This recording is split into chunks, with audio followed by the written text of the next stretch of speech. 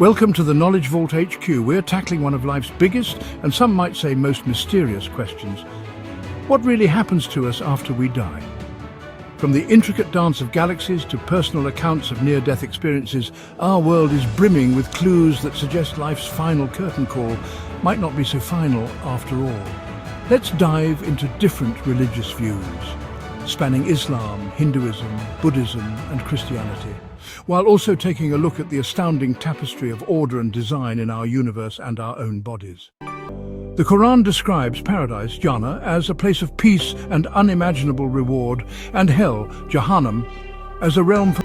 Across South Asia, Hinduism teaches the concept of reincarnation, samsara, the soul's repeated birth and rebirth.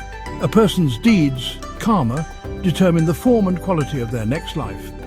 Christianity is often associated with the idea of a heavenly abode. In my Father's house are many mansions, John 14:2. Believers hold that upon death, one may be welcomed into God's presence, heaven, if they've sought forgiveness and salvation through Christ. For those who reject that grace, hell is described as a state of separation from God. Over centuries, Christians from diverse backgrounds have reported glimpses of this next realm in near-death experiences. Don Piper, a Baptist minister, wrote 90 Minutes in Heaven after a brutal car crash where he was presumed dead. He later described hearing celestial music and meeting deceased relatives in an atmosphere of overwhelming peace. Dr. Eben Alexander, with an extensive background in neurosurgery, having operated on thousands of brains, believed that what people called near-death experiences were biological and chemical brain occurrences. His in-depth experience and academic knowledge could not reconcile faith with his knowledge of science. He offers a testimony after an illness that caused total loss and control of the brain that controlled thought and emotions for 7 days. Before he came back to life, he was taken on a journey to an angelic place filled with love, which he only recognized as heavenly after returning to consciousness.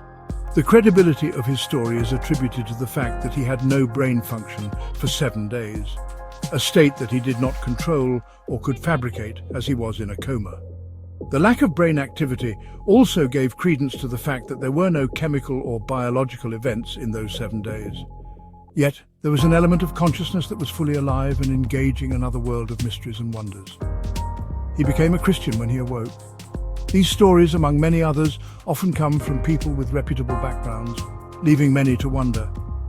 Could they be fabricating tales, or did they genuinely glimpse a divine reality? These reported experiences aren't confined to one religion.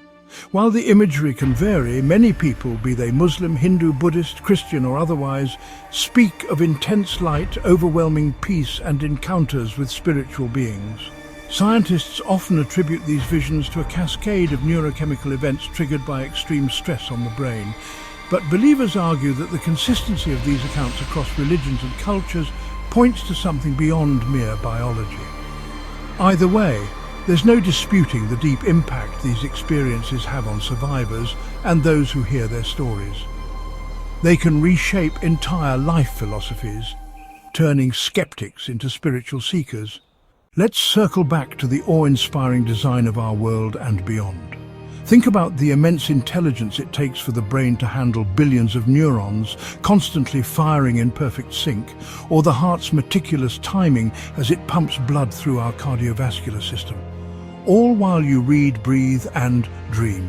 Multiply that complexity by the countless forms of life on Earth, plus the billions of galaxies in space, all moving with clockwork precision. Could something of that sophistication really just vanish into oblivion once we die? For many, the answer is a resounding no. The laws of energy conservation suggest that death would be a transformation experience and not disappearance. And the testimony of credible witnesses, people we trust not to spin tall tales, hints that our consciousness or soul may continue in ways we don't fully comprehend. All the religions provide an afterlife event, destiny or eternity, that's based on the life that the body lived before death.